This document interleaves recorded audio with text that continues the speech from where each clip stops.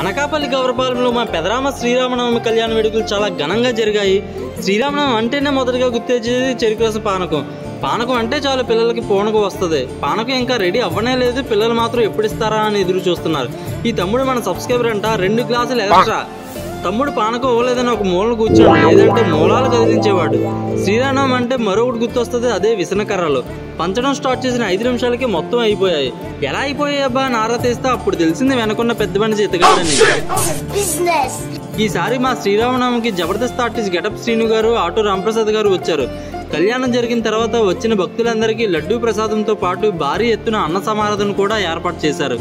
ఇంత భారీ ఎత్తున అన్న సమారాధనకు వంటలు ముందు రోజు రాత్రే స్టార్ట్ చేశారు మా వాళ్ళు. ఈ వీరప్రతాపాన్ని చూసారా, బిర్యానీని తిప్పి తిప్పి చివరికి వంకాయలాగా ఒంటరిగా మిగిలిపోయాడు. ఈ వంటలన్నిటికీ మాస్టర్ షెఫ్ అప్పలనాయుడు గారు, గోపి గారు అయితే వాళ్ళకి పోటీగా నేనున్నా అంటూ క్యాప్సికం కోస్తూ కటింగ్ ఇస్తాడు, పకోడీలు వేస్తూ పరేషాన్ చేస్తాడు.